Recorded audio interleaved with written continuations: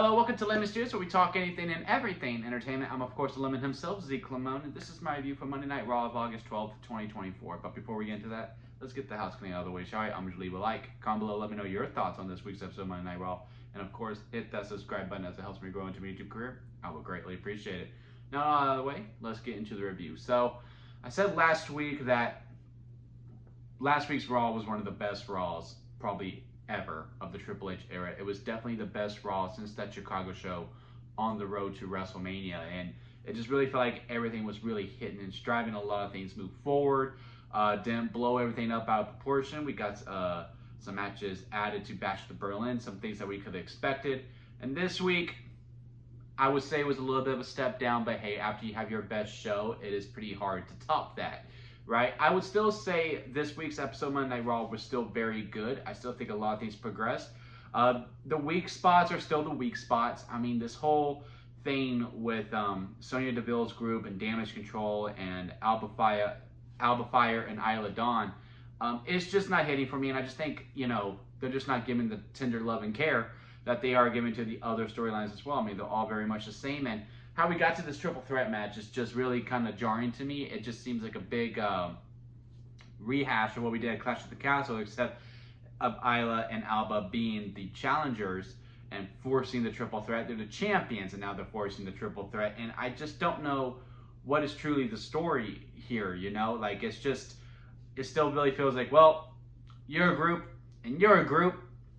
Let's fight. And, again, it's just a really big weak spot. I mean, now Sonya's group has a name. I don't really remember the name. I remember not really liking the name. I was like, wow, that's a mouthful. They even make a note of it on commentary. I was like, man, say that 10 times fast. But, yeah, it just needs a little bit more time and care. I do think the end goal is that Sonya and Shayna do get the tag team titles. And they do the free bird rule with it. I mean, at this point, I do think you probably make it a trios title at this point for the women. Maybe give the men just the tag team titles and let the women have three, since everyone who's feuding for these belts is with three people. Now, again, for this negative, even though I'm not liking with how much love and care that they're giving to it, the tag titles are still very much present, right? Because these tag titles, they'd be forgetting about sometimes, and it's usually the titles that usually get forgotten on shows. As of right now, the tag team titles is the latest tag team titles to actually be defended on a PLE. So that's very good. I mean, we're making steps to make these titles feel more important. It just needs to go into that extra gear. We just need some promo time. We need to see why these people hate each other. Look, it is a very, very simple storyline. We all want the belt. But even if you take Alba Fire and Isla Dawn out of it, why are Damage Control and the other group fighting? Sure, they attack Damage Control. Damage Control was off of TV for a little bit, and now Damage Control is back. But now I just need that extra gear. It's the same thing I have with this Xavier Woods storyline as well. Now, there is another step added to it where I do very much am intrigued by it, because now Odyssey Jones is in the mix. Xavier Woods does not like that Odyssey Jones is part of the group now, or necessarily really part of it. I mean, they're making the point of it of Karrion going, look, he's trying to replace Big E, and Xavier's like, yeah, it does kind of feel like he is. But Kofi's going, no, look, it's the New Day and Odyssey Jones, and Kofi is kind of taking over a little bit. And I just don't know, breaking up the New Day is the right move to make. I think, at one point I did think it was time for them to break up, but I just don't know what the dollar and cents are. But I just don't know how this resolves if Big E doesn't come back. I feel like he's the only one that could come in and go, Woods, it's going to be fine. It's going to be okay. You three can be together. It's all right. It's okay. But yeah, I am intrigued. I'm really curious to see how this goes. Is it time for the New Day to break up? I really don't know. I kind of lean towards no, because even though I'd be like, man, they kind of run its course. Now that it's about to break up, I don't know if I really want it. It's one of those weird things where I'm just like, oh, I actually really like them together. I don't know if I really want them to break up now that it might actually happen. But again, I'm intrigued. There is that extra step, but just needed to go more to that second gear. It's just not hitting me as much. Maybe it's the Final Testament part of it. Maybe that's the part that's hurting me most, because they're kind of just extra noise, while the stuff with Xavier, Kofi, and Odyssey is what intrigues me with that storyline. Final Testament is just the extra part of it. They're just the instigators, if you will, which I guess is what they're supposed to be.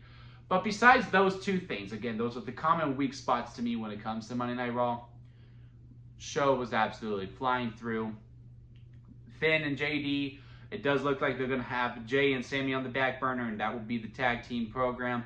I wonder how that's going to play, because I'm pretty sure Jay and Sammy are heading back to SmackDown very soon to help Roman with the bloodline, because I do think Roman and Solo's one is happening at Bash at the Berlin. And Roman's going to lose because he's going to get jumped. It's going to be 4-on-1. I think that's when Jacob finally makes his re-debut, if you will, from injury. And that's what causes Roman to lose, because they want Jacob to still seem strong. He's like, I'm going to need help. And that's when we start seeing Jimmy back. That's when we start seeing Jay and Sammy back.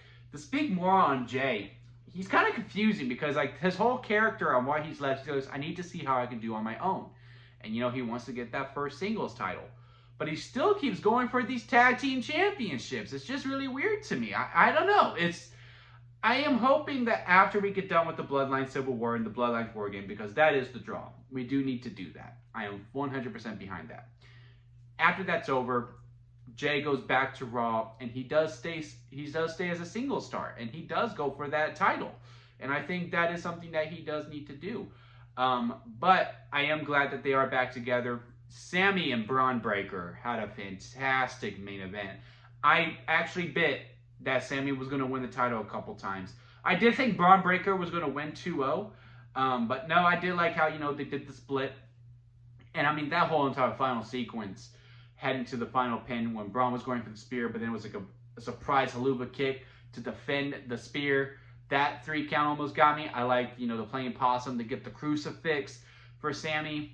But then the flying nothing was the one that cost him. And I saw the clip after Raw that, you know, they kind of brace like, look, man, you brought the best out of me, man. You brought the best out of me. That feud is now done. Braun Breaker can now feud with someone else, maybe an Ilya.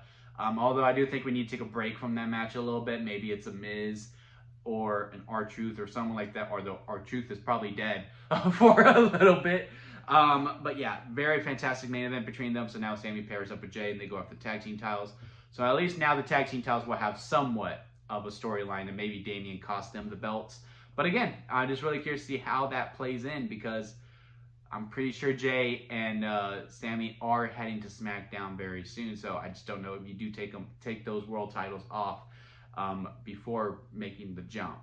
Now, as for the new Judgment Day, that apparently we're going to get a new name. It wasn't this week. It might be next week. Maybe it's one of those purposeful leaks. You know, they're like, hey, we're thinking about this. Let's have it leak online, and let's just see what the response is, and then maybe we'll do it. If it's that hated, we won't.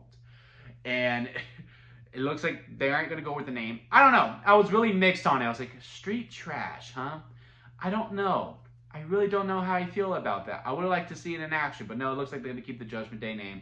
And now we are getting a match at Bash in Berlin. It's a mixed tag, Dom and Liv versus Damian and Rhea. And now I get it. Dom and Liv are the couple. And it's the spot that everyone wants. We want to see Rhea give Dominic a riptide. I mean, you saw the tease that they did on the opener. The crowd really wanted it. I wanted it. You wanted it. So we're going to save it for a PLE. I just don't think Dom needs to be in the match. I don't know if we're going to do this thing where we go back to SummerSlam 08 when it was Santino and Beth versus Kofi and Mickey, where they go, look, the men can fight the women and the women can fight the men. So we can have this Rhea versus Dom match, which honestly I would be very intrigued to see. If we're not going to do that, I just don't see why it's not Liv and Finn versus Damian and Rhea, and you can get kind of both of the matches that we get, because there is a big miscast when it comes to strength with the Terror Twins of Rhea and Damian versus the Judgment Day. They're just not that strong when it's not Finn or Liv. I do think Liv is still a threat. I did see the video where Liv is running for her life and Rhea is chasing after her. Very, very funny stuff. I just know they had a good laugh once they did that bit. But when it comes to strength, like, it's just going to seem very overpowered if you don't do the mix, if you don't mix it up a little bit, you know?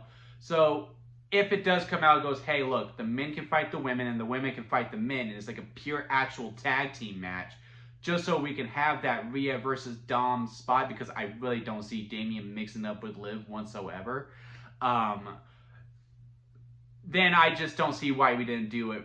Finn and Liv versus Damian and Rhea. Again, that's my only complaint when it comes to the Judgment Day storyline, that round 1 is this mixed tag. But again, if they do add that where the women can fight the men and the men can fight the women, then I'm all for it. Because again, this match is only happening so that we can get the Riptide on Dom. I still think we could have got that if it was Finn and Liv. But if I can actually see Rhea scrap with Dom for a good while, then I am all for it. I am really, really, really looking forward to that match if that comes to place. If not, I'm still looking forward to it, but I'm not going to be as excited. It'll be a good match number 2 on the card. Now, CM Punk versus Drew. It does look like we're going to get a strap match or maybe a dog collar match. It does look like we're going to run away from the bracelet storyline. Again, some things that just didn't work. I actually kind of like the whole bracelet angle with it. He was like, look, it's not about the bracelet. When after CM Punk did the white lies and he had travel issues and jumped Drew. And he's going, look, it's not about the bracelet. It's just about, he keeps saying my wife's name and my dog's name and, and how they're using it. It's just not doing well for me. And, he beat him up with the belt and he goes, look, I have the perfect way for Drew not to keep running away from me. Which is why I think we're going to strap match for round 2 before we get to the eventual finale of Hell in a Cell at Bad Blood. Which I still think we're going to get 2 matches at Bad Blood. Which will be Drew and Punk versus, and Liv versus Rhea inside the structure at Bad Blood. But anyway, strap match or dog collar match. I don't see WWE doing a dog collar match. I can see dog collar because, Drew talks about Punk's dog. And again, they don't want people to run away from each other. And it would be something a little bit new and, just for WWE eyes anyway, not in wrestling eyes, but in WWE eyes, I don't think we've had a dog collar match in, man, I don't know how long. But a strap match will be fine too because, they showed the belt. I was like, okay, that makes sense. And that could be fun. And that could be really, really fun. I like the segment that they had there.